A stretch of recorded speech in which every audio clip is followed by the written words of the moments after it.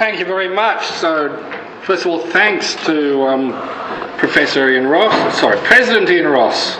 Well, we never know what the future holds, do we? For inviting me to give this talk. And thanks to Kate Purcell and Laura Mathers and Keith and Irvin C for facilitating it. And also to Olaf Moorlink, who's over towards the back there, and Catherine Ravenswood for work they did with me on a project in New Zealand, some of which I'm using here. So now today I'm going to talk about one of the P words. We're all familiar with the big P words at the heart of industrial relations: people, pay, profits, performance, and my topic for today, productivity. Well, but one thing I've found over the years is that people are often a bit afraid of using a particular P word, and so they'll substitute another in its place. They'll get up in front of a microphone or a megaphone and they'll shout about one of the P words, using that one instead of another until the other side is so peopled off. There you go, I've done it myself. They'll hope they'll give in. Except the P word they'll often use as a code for something else is productivity. They use it as a pseudonym. Oh, look, another P word. Okay, so first up, what do we mean by productivity? Well, productivity is quite simply the ratio between the quantity of goods and services produced, the output, and the quantity of inputs. Well, it's not entirely simple, as there are three main forms of productivity. There's labour productivity, capital productivity, and multi-factor productivity, which attempts to combine inputs of capital and labour. But these are all measures based on quantities, not prices. And that's a concept many commentators and even practitioners sometimes find it hard to get their heads around. Now, there are considerable difficulties in measuring productivity. Labour productivity is the easiest to measure because it's easiest to quantify labour inputs. It's the number of hours of labour worked. Or if you can't get that, the number of people working will be a rough proxy, and for some older data in some countries, that's all you can get. Labour productivity is the quantity of product divided by the amount of labour input, the numerator's output, the denominator's input. Well, I'll tell you a few things that it's not. It's not directly changed by movements in the value of either the output, that is its price, or of the input, that is the hourly wage. So if the price of a product goes up, that doesn't mean labour productivity has gone up. If the wage paid to the workers producing it goes up, that doesn't mean that labour productivity has gone down. The same goes, naturally enough, for their penalty rates or their overtime premium. If the workers strike for a week, no work's performed, nothing's produced, there's no impact on average labour productivity because nothing is added to either the numerator or the denominator in this equation. Now, it doesn't mean that changes in prices or wages have no indirect impact on productivity, but it doesn't always go the way that preconceptions might take you. So, for example, high mineral prices make it profitable for mining companies to dig deeper and deeper to get to more and more iron ore and coal. The amount of labour needed to produce a tonne of precious ore increases because you're removing more and more overburden, and so labour productivity falls. Indeed, after the mining industry was touted as a shining example of productive employment arrangements, its labour productivity slumped by over half due to rising commodity prices. Eventually, of course, commodity prices fell, and yet a survey for AWMA, the Australian Mines and Metals Association, which asked AWMA member companies about half a dozen factors affecting productivity, claimed that the fall in commodity prices was the most decisive factor in limiting improvements in labour productivity of all the factors listed. Not the rise, the fall. Well, one can't help but suspect that they were talking about another P word, profitability, when they said productivity. So likewise, if the price of labour, the wage goes up, then firms will have an incentive to invest in some labour-saving technology, and indeed for some it will be critical for their survival. That labour-saving technology will boost productivity.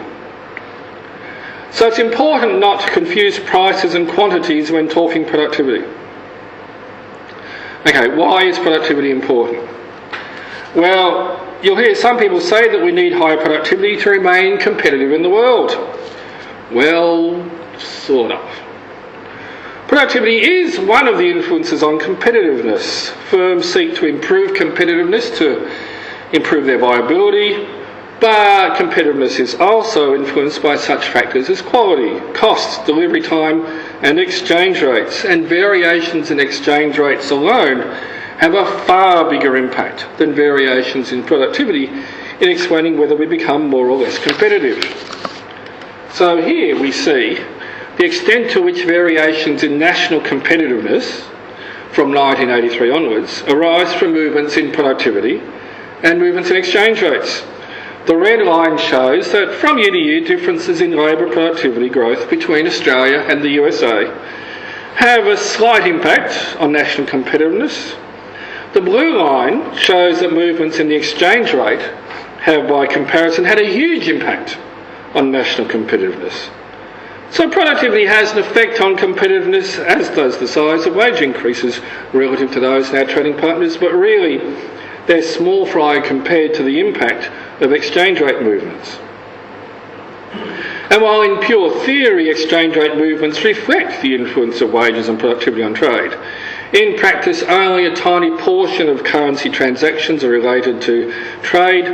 The Australian dollar fluctuates much more in response to global financial instability, notions of safe haven, idle speculation, and what the guy who wrote some instant trading software had for breakfast in the morning he coded the algorithm dealing with Australia. Productivity is more important in terms of its link to average living standards. Indeed, boosting productivity, don't know why that's there. Let's skip that. Boosting productivity is seen by many as essential to raising living standards. In particular, higher labour productivity means greater output per worker, and the greater value from that output can be shared between workers in the form of higher wages and employers in the form of profits. Fair enough. It's higher labour productivity, not higher capital productivity, that creates room for higher wages for ordinary Australians, in the sense that if you open up a second shift on a piece of expensive equipment and increase capital productivity, it might increase the number of workers employed on that equipment, but it doesn't actually increase inherently wages per hour. And so in the interest of time, I'm sticking to labour productivity here, as it's that which directly creates these openings, at least in theory, for higher wages, and to the extent that wages influence them, living standards. But it's not a simple equation between labour productivity and wages and living standards.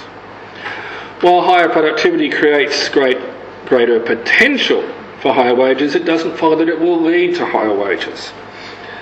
Since the 1980s, even more recently, this has not necessarily occurred.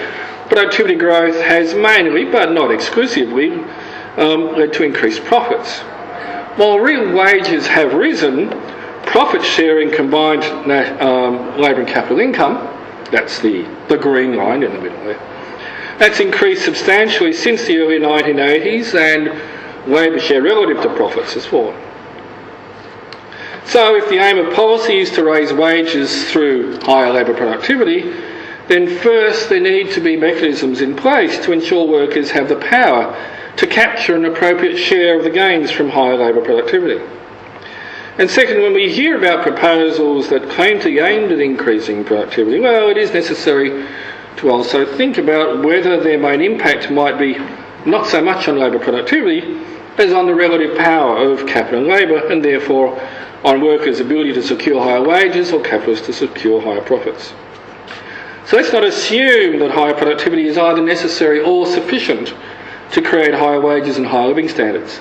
It's certainly not sufficient, and given the transfer in income from wages to profits over the last 3 decades, it's possibly not necessary, though it would certainly make it much easier, or at least more feasible. So then, having placed productivity in some perspective, what increases or decreases it? Well, we can divide these things several ways. Things at the macro level versus things at the micro level. Things that relate to industrial relations versus things that do not. And things that policymakers can do to affect productivity versus things they can do that won't affect productivity. So let's start with those at the macro level. So these are things like the geography of suppliers and markets, the nature of product markets, education and skill levels, the relative cost of capital and labour, business cycles, climate and the physical environment. So, for example, just as Australian commentators agonise over the productivity gap between Australia and the US, so too Kiwi commentators agonise over the productivity gap between New Zealand and Australia. And lots of policy efforts in both countries to close their productivity gaps have come to 2/3 of not very much. It turns out that significant parts of the gap in labour productivity between New Zealand and other countries, including Australia, are due to its geographical isolation, differences in economies of scale, and differences in industrial structure. Just like America's far greater population density and their firms' proximity to markets give them a productivity advantage, so too New Zealand's greater remoteness and its smaller scale give it a disadvantage, if you want to call it that. Another part of that trans-Tasman productivity gap is explained by differences in capital intensity. That is, greater capital invested per worker. It's almost 2/3 higher in Australia than in New Zealand. It's also explained by the efficiency with which labour and capital is used. Over the long run, technological change is a major, perhaps the most important factor in improvements in labour productivity.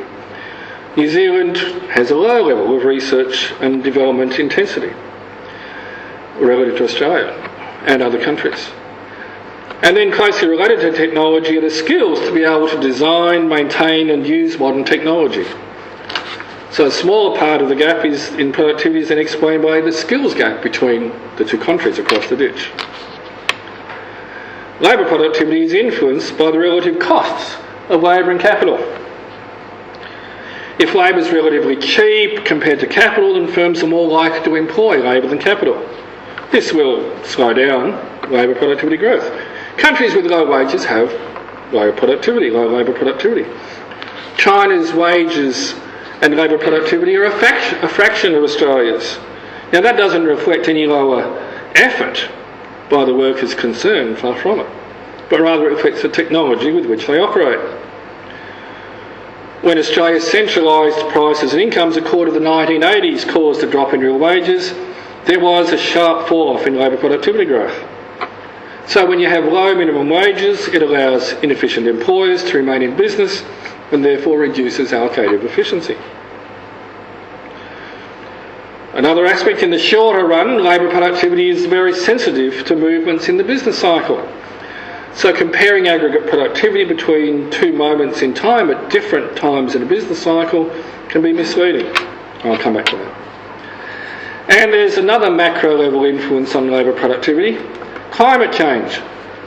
Some recent research indicates that labour productivity will be damaged in many countries as a direct result of climate change because of limits on the ability to work in high temperatures, to say nothing of the indirect effects arising from impacts on education, health, infrastructure and so on. So that's a few of the macro factors. What about micro factors, factors at the workplace that influence productivity? Well, some of these relate to workplace industrial relations and some don't. Rather, they're just a function of the decisions of management. These issues help place in context the relative contribution of IR matters to productivity. These include innovation, product choice, workplace economies of scale, the quantity, quality and age of workplace equipment, how appropriate is the technology, how well engineered are workflows, how effective is inventory control or marketing strategies, quality control procedures and management information systems. Management, plus often luck, but not employees or unions, are directly and often exclusively responsible for these factors, unless some form of employee voice is in place. And then, as I said, there are other factors that do come within the purview of industrial relations. As work organisation includes how equipment's used, the layout of a workplace, the extent of downtime, the flexibility in the use of labour.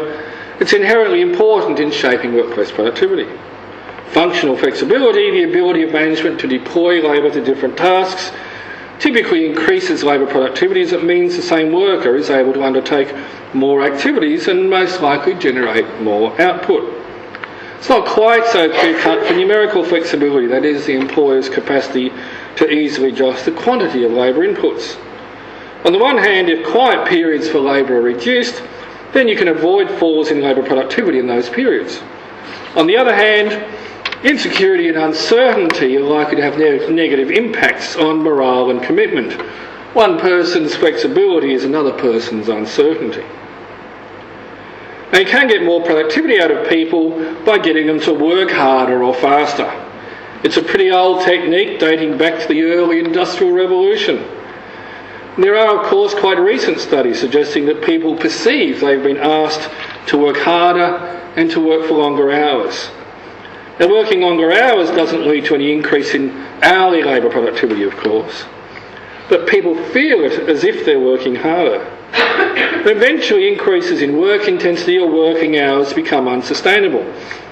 Resistance grows, both organised through unions and industrial action and unorganised through absenteeism, quits, losses in loyalty, problems in quality of output, possibly even sabotage. The employee goodwill or organisational citizenship that firms come to expect, indeed rely upon, often without realising it, may disappear. Downsizing leads to fewer people doing the work, so that lowers the denominator in the labour productivity equation, and so it might be expected that productivity would automatically rise. But evidence suggests it's often a counterproductive strategy for increasing productivity, presumably because of its association with insecurity and the impact on output, not just inputs. So resistance can grow to increased insecurity, as evidenced by the way that casualisation of the labour force has peaked. It reached a quarter of the workforce in 1998, but it's been pretty much that level since. The growth in the working week for full-time workers has also halted. The proportion of full-time workers putting in more than 50 hours in a week rose from 19.5% through 1978 to 30.5% through 2000, but it gradually eased to 26.5% through 2012. The unsustainability of these practices was eventually apparent for all to see. And so it was that John Quiggin argued that the higher productivity growth rate achieved in Australia in just one growth cycle in the mid-1990s was probably a statistical illusion anyway, not a signal that reforms had delivered a new economy that would produce permanently higher productivity growth rates, rather a blip caused by overestimation and, most importantly, an unsustainable increase in work intensity that was subsequently wound back, at least partly. So various aspects of what's often called job quality have the potential to influence labour productivity. This includes in particular job security, but also encompasses job control, a sense of challenge as opposed to a sense of powerlessness, manageable job pressure, wages and conditions, the sufficiency of training, promotion prospects, information shown by management, job satisfaction and psychological well-being. So we see there's more to micro-level productivity than working harder. There is mounting evidence that employee voice, or say, over workplace matters, has a positive impact on economic performance. It says that both direct and indirect participation by employees in decision-making leads to lower absenteeism, lower labour turnover, higher morale and employee satisfaction, and higher productivity, as well as to improved work organisation. Russell Lansbury gave an earlier talk on that topic in this series, so I won't go on about it. You can look it up. There's also the question of diversity.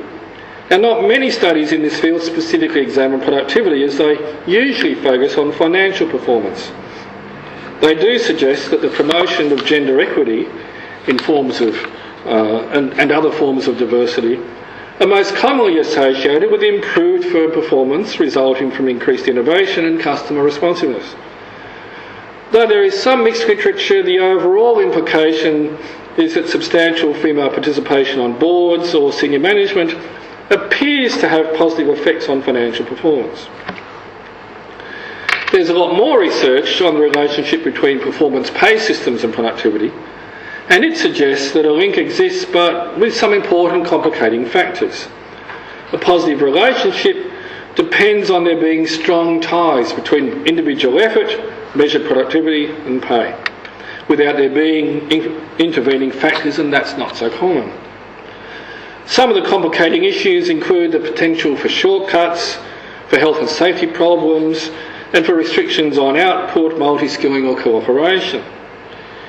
You get problems due to the potential for significant conflict between individual objectives and organisational objectives, something that became starkly evident and massively destabilising during the global financial crisis.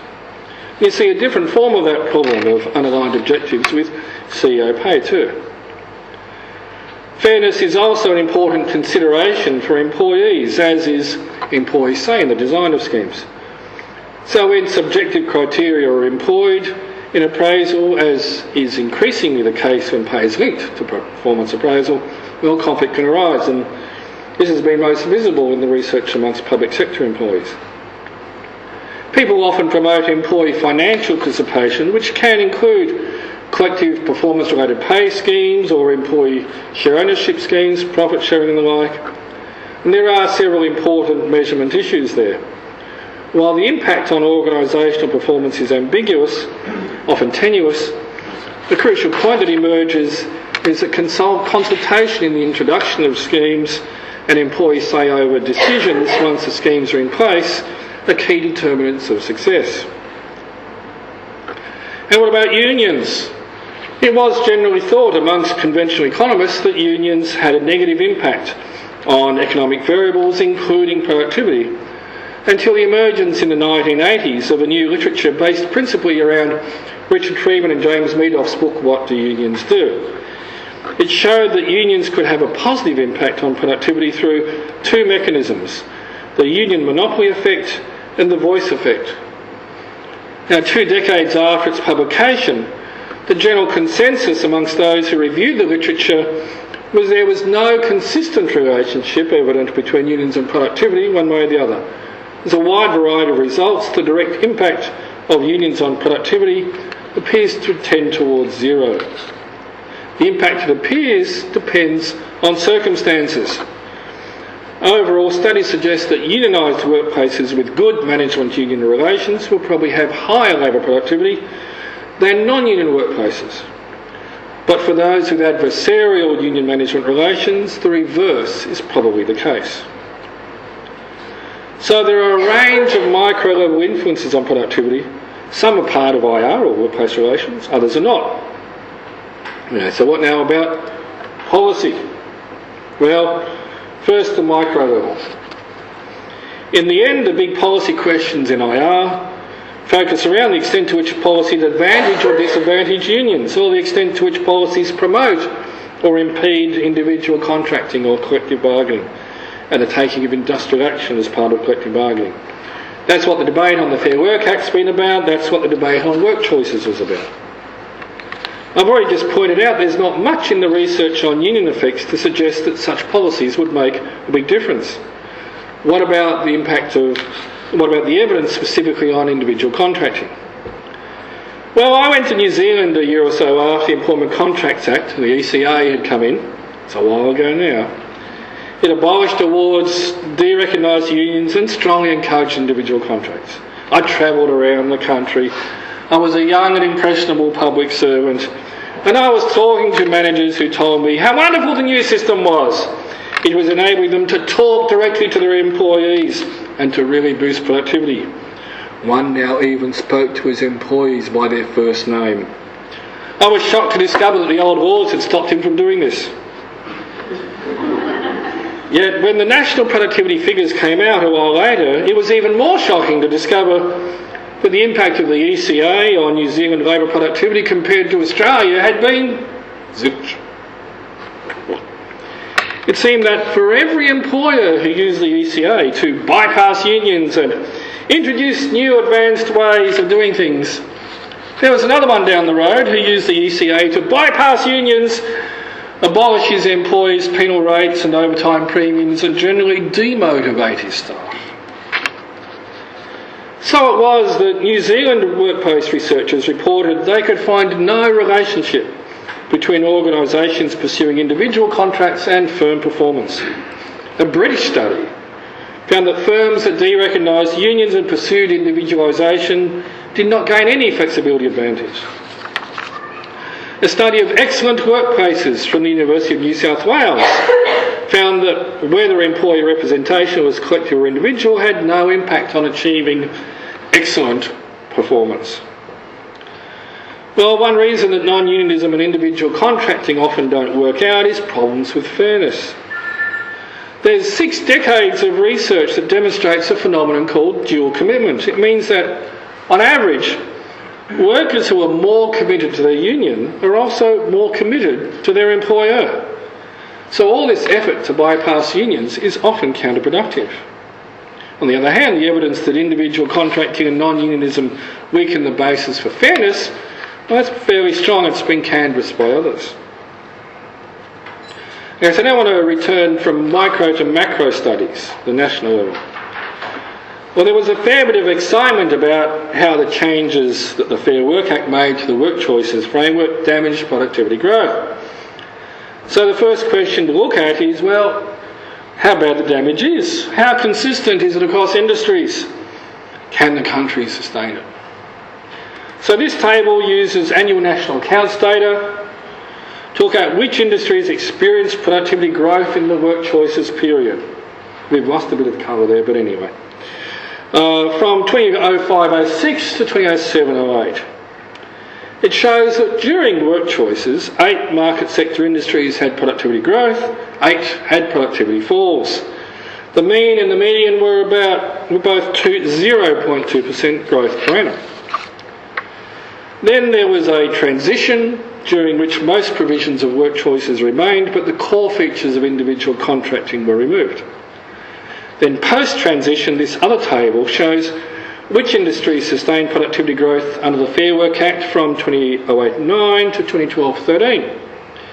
It turns out 12 industries had productivity growth, 4 had falls. The mean growth rate was higher at 0.9% per annum. The median was higher at 1.5% per annum. The most noteworthy drop was in mining, I've mentioned that earlier. Annual productivity growth rose in 12 industries between 2 periods and fell in 4. So across the economy as a whole, labour productivity growth averaged 0.8% during those work choices years and around double that, 1.5%, in the Fair Work period. In 3 of the 4 full Fair Work Act years, labour productivity growth exceeded 2%, and in the most recent 2 quarters on the far right there, not included in the annual data, annualised labour productivity growth is again running at that rate. So for a while we heard about the productivity crisis of the Fair Work Act, but it was actually no worse than the productivity crisis of work choices. In fact, productivity has been motoring along okay for most of the last 4.5 years. That's not really the full story, because productivity, as I said, is very sensitive to the stage of the business cycle. So the ABS reckons that you should look at productivity over whole growth cycles, as it calls them. Each of them lasts for several years of varying length. The current growth cycle, which started in 2008-09 and includes the Fair Work Act, isn't complete. But in the previous growth cycle, trend labour productivity growth was very ordinary compared to the average path over the previous 5 growth cycles. Indeed, it was the second weakest growth cycle since the early 1980s. Now, work choices is not the only factor influencing productivity in the cycle, if it influenced it at all. But it's noteworthy that in the first complete growth cycle under the Workplace Relations Act, which introduced AWAs in the first place, labour productivity growth was merely 2.4% a year across the 12 market sector industries for which data go back more than a few years. In the whole Workplace Relations Act period, which extends across 2.5 growth cycles, encompasses the tail end of the strongest cycle, labour productivity growth averaged 2.5% annually, and these numbers are in effect no more than the 2.4% a year that was averaged during the antiquated, inefficient, traditional backwards award system of the 1960s and 1970s.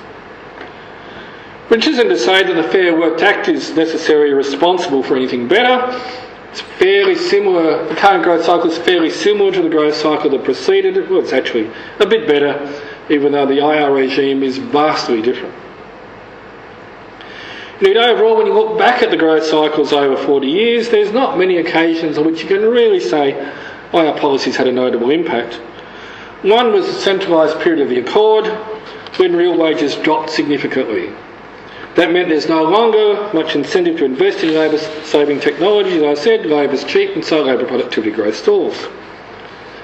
The other was one cycle in the mid-1990s which showed accelerated growth, coinciding with the consolidation of enterprise bargaining over the latter part of the Keating years and the early part of the Workplace Relations Act, before the shift to individual contracting gained momentum. But it was only for one cycle. It didn't have a lasting impact, and there were a number of other economic reforms going on at the same time. Mind you, the numbers here don't really suggest at all that the long period of market liberal economic reforms that Australia has experienced since the 1980s has really done much to boost productivity growth. So I suspect that if the move to enterprise bargaining had an impact, it was small, one-off, removing most of the remaining inefficiencies in the IR system, but that was all. And pretty much all you could expect, really. But what has happened, there have been some fairly significant changes in the distribution of income. There has been a substantial increase in the profit share, which has contributed to widening inequality, and substantial growth in relative CEO pay, which is a major contributor to the widening gap between very high income earners and the rest. Now that was in stark contrast to the preceding period before 1985, in which the ratio of CEO pay to workers' pay had been fairly constant. And for that matter, the level of inequality between very high income earners and the rest actually declined for most of the 20th century before the 1980s. So this suggests there's really nothing natural or inevitable about widening inequality post-1980. Now let's look across countries at some long-term trends. So here the varieties of capitalism literature is quite a useful device. For our purposes, it's not so important whether there are two types of capitalism as Hall and Soskis originally suggested, or several types, or a continuum, as some critics have argued. My interest is in comparing the more extreme ends of the continuum. Those with a high commitment to equality, the subset of what Hall and Soskis call the coordinated market economies, and those with a high commitment to market, the group of the liberal market economies.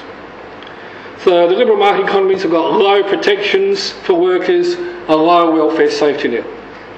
To varying degrees in the coordinated market economies, markets are constrained by government intervention, there's a stronger safety net, workers have higher protections, and the labour force is more highly unionised. The United States, to a lesser extent the United Kingdom, epitomise the liberal market economies. The Scandinavian countries of Norway, Sweden, Finland and Denmark epitomise the more egalitarian end of the coordinated market economies. So when you compare labour productivity levels across countries, you find there's really not much of a consistent uniform pattern. The highest productivity is achieved by a coordinated market economy. That's in red, Norway. There's quite a gap to the US, that's the liberal market, blue economy. Then there's Denmark and Sweden, coordinated market economies, and then there's the liberal market UK, ahead of coordinated market Finland. And by the way, there's Australia and New Zealand, which tried the Big Bang liberal market experiment a couple of decades ago. So that's levels. Another way to look at this stuff is to look at productivity growth rates over a quarter century, rather than levels.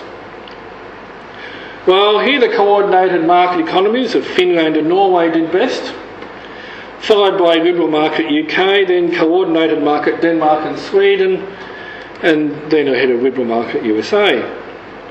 So overall, well, what does it mean?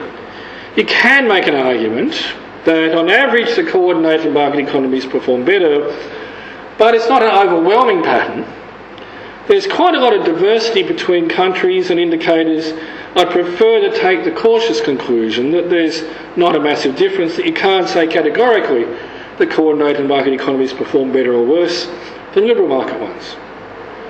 Productivity is driven much more by technology, innovation, skills and education than by welfare or industrial relations arrangements. But it is another matter altogether when you look at indicators of social cohesion. And I'll focus on just one, poverty rates. This is the proportion of people in poverty in each of 14 countries. The data are from a 1998 study, but there's no ambiguity here. The coordinated market economies had far lower poverty rates than the liberal market economies, particularly the US, where poverty is up to 3 times higher than the best performers. So that's one indicator. But what really struck me is this one. It shows poverty rates in 2 adult households. In a household we've got 2 adults, according to how many adults in the household are working.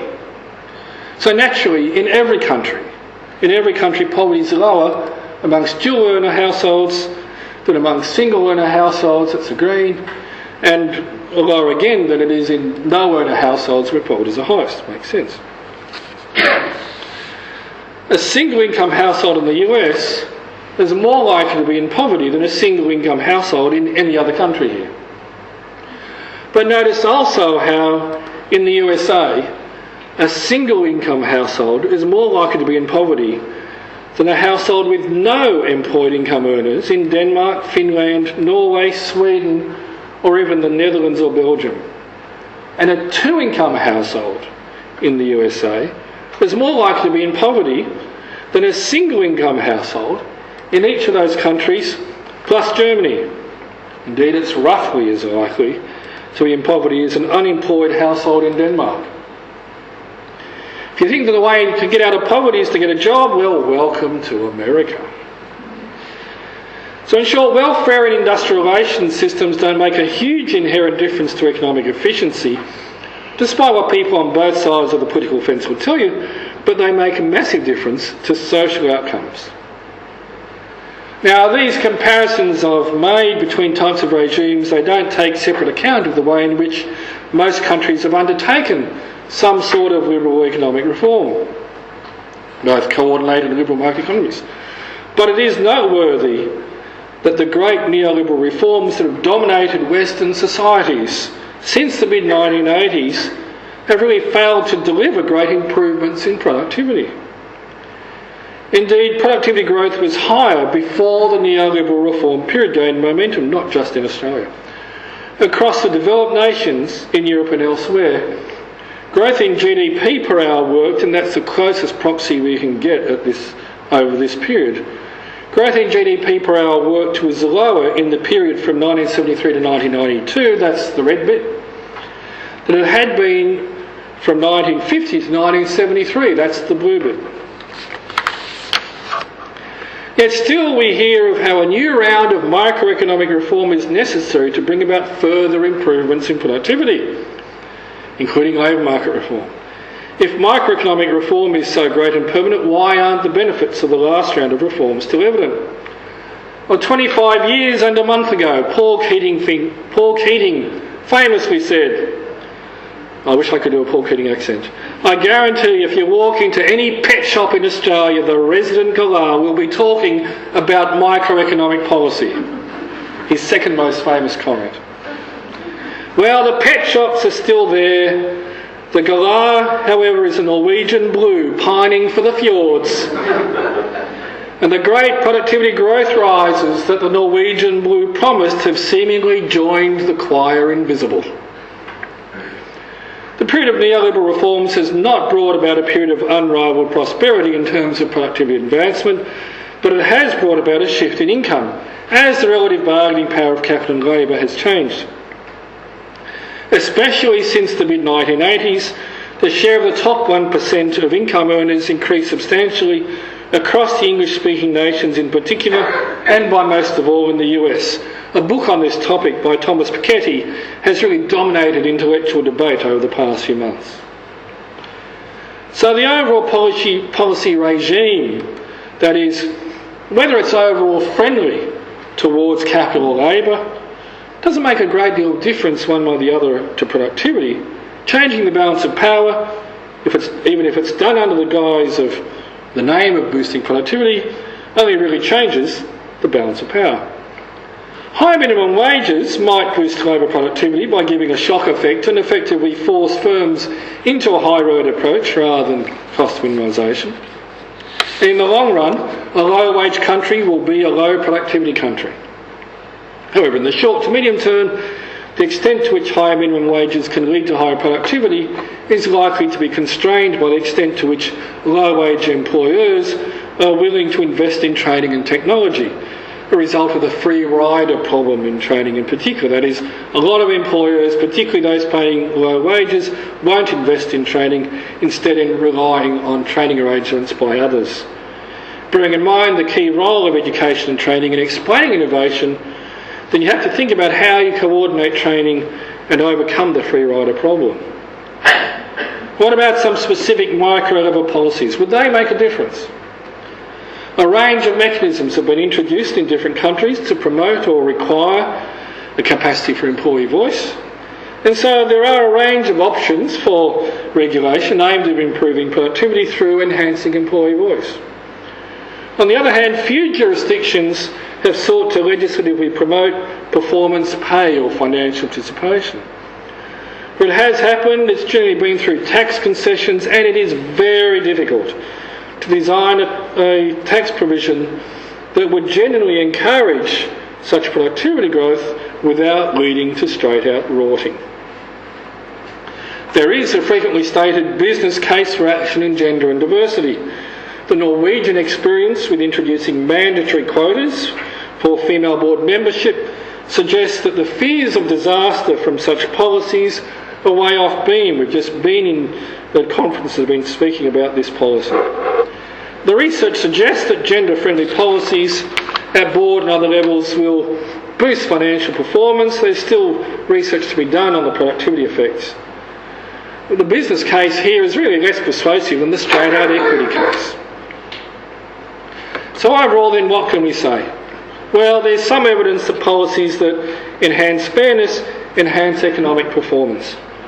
But the effects are conditional, they're not consistent or universal. IR regimes have much more of an impact in the long run on fairness, however defined, than on economic performance. Now, this is not to say that proponents of particular IR policies won't portray their preferred systems as being designed to enhance economic performance. The reason for that's pretty simple. Everybody nods their head in support of better economic outcomes. But you can't get the same sort of consensus about the distribution of income and wealth. So if you want to advance a policy that's aimed at shifting resources or power from one group to another, you need to couch it in terms of its benefits for the economy. So you use one P word, productivity, when you mean another like profits or pay, or most likely power. We can say, though, that in any specific organisation, workplace industrial relations can make a difference to productivity. The decisions management makes, the relationship it has with employees and unions will shape what happens in the workplace and can have a notable effect on productivity. But that's not the same as saying that if you introduce an exciting new national IR policy creating some new legal or policy framework, it's going to have a ubiquitous effect or a noticeable effect on productivity. Because it's what happens at the workplace that matters. Some managers will make decisions under a new framework that will make things better than they would have been, and some will make things worse. And that doesn't mean that no IR policies can have an effect on productivity. In the long run, as I said, higher minimum wages will likely lead to higher productivity, but in the short to medium term it's more complicated. Policies aimed at giving employees more say, more voice at work, look pretty likely to improve economic performance. It's an area where Australian policy still lags many industrialised countries, and promoting gender equality at work and in the boardroom probably improves economic outcomes too, though there are other reasons for pursuing these policies anyway. Now, I should say that I was one of these people who internally groaned when it transpired that the current legislation will be called the Fair Work Act. A little bit of propaganda in a legislative title. like we'd earlier seen with work choices and the more work, better pay bill. But in light of what I've just said, well, perhaps calling the new law the Fair Work Act isn't such a bad thing, because it is at least a tacit recognition that the principal issue that industrial relations legislation can deal with is fairness. It's not the only consideration, but fairness is certainly an important one, and very probably the one that IR policy has the best chance of affecting.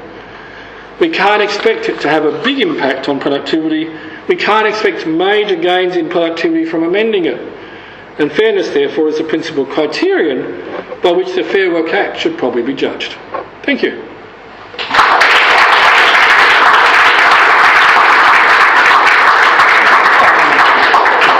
Ladies and gentlemen, we will have opportunity for some questions. If you wouldn't mind, if you do have a question, if you could stand up, just give us your name and your affiliation if you like, and then ask David. So, questions?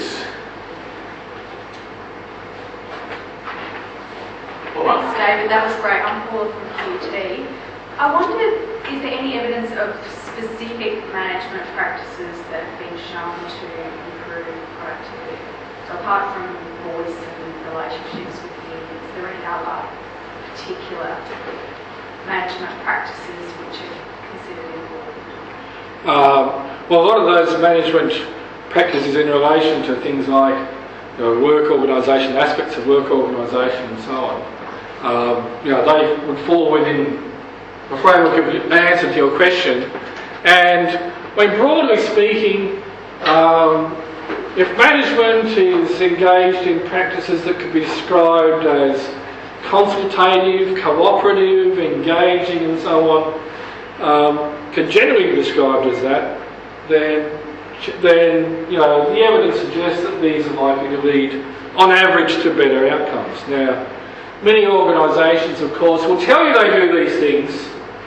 You may even have encountered such organisations yourself. I certainly have. They'll tell you they're doing these things, but they're not really when you look closely at it. But so it's sort of, broadly speaking, it's those sorts of engaging, encompassing policies that are, within the framework of IR, people management, whatever, that would fall within it. There's a whole lot of other more technical stuff that would also relate to it. Any other questions? David Quinn from Sarah Tool. If all the P's are really just masks, well, the productivity P is just a mask for profits, power, and the effects are limited, then it's really the issue that determines the results really of capital movements. And if at one end of the spectrum is the Scandinavian countries, they must have some limitation on capital movements there that's meant that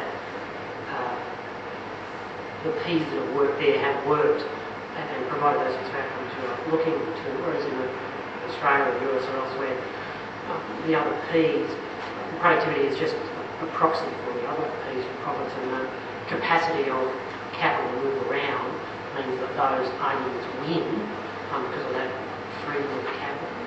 That's sort of the difference between the spectrums? I guess I'm not really saying that the Scandinavian countries inherently do better on productivity than the liberal marketplace. They certainly do better on equity.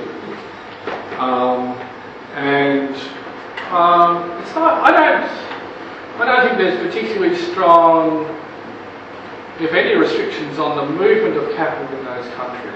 Well, not restrictions, but in some manner. There's a lot more state ownership, for example. Norway basically owns, the government of Norway owns the great bulk of their natural resources.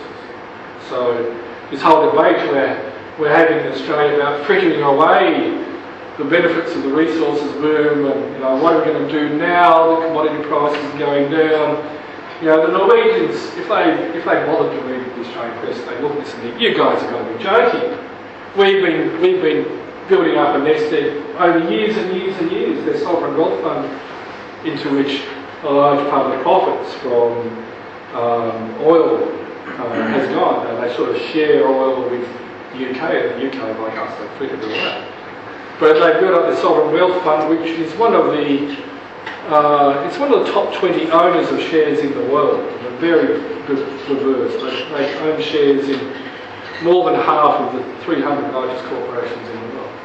And so there's a different notion of the role of the public sector there, which means that, so in the long run, in the sense that, you know, they're not facing the same temporal inefficiency problems that we're facing, because we haven't we haven't had the foresight to think ahead about what we're going to do with the benefits of the boom and who owns those benefits. But sort of, you know, that's sort of like a very long-term efficiency issue there. But they are very highly trade-exposed countries. They would all, I think, I could be wrong, but I'm pretty sure that they would all have a higher ratio of trade to GDP than Australia has. Certainly Norway does, but I think the others probably do as well. It's far, far higher than the US anyway. So it's not so much restrictions on the movement of capital, but it's decisions that are made about what you do with the resources that you've got, how you allocate your tax revenues, who you tax by how much, and so on. I'm not sure, David, though, if I'm answering your question. Is that? Well, I'm not sure what the question is. It seems to be the missing part of that, not missing being crucial, but the missing part of your analysis is what's the effect of capital flows on the relationship between the capacity for capital flows and the institutional policy changes, where if you've got a regime where there is at least a threat of capital outflows from changes to the institutional regime, then fears about the P words can work, whereas if there's a much more stable capital regime, does it matter less what the systems are if the domestically they will continue to have those access to capital despite whatever changes of the institutions. If I was looking at Sweden or Denmark, I'd say, oh well, these people don't have such problems with capital outflows because they're not so dependent on commodities and so on. It's a more stable economy because the variations in terms of trade don't matter so much. But then Norway, of course, relied very heavily on commodity exports, and it's just adopted a totally different approach to commodity exports. Yeah, that's right. In Norway's case, it's mainly oil. But you know, I have a monetary process, but the money we as a country, not necessarily we, the ordinary punters, are made from exporting coal and iron ore and other commodities would be huge as well. We're going to have to wrap up, folks. The President and his staff need to get on a plane back to Brisbane, cold, rainy, Melbourne.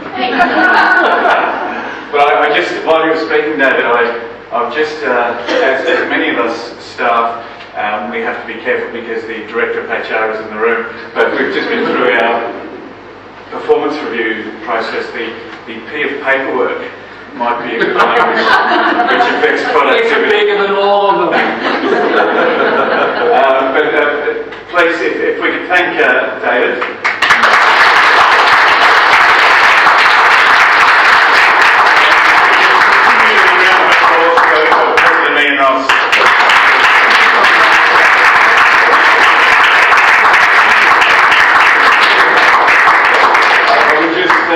One more thanks, if you wouldn't mind, for Kate Purcell and Lauren Matz. Is that the correct pronunciation of your last name? Yes. It wasn't then, was it? Okay. The President's staff do a tremendous job pulling together these events, not only here but all over the country. Thank you very much for being so easy.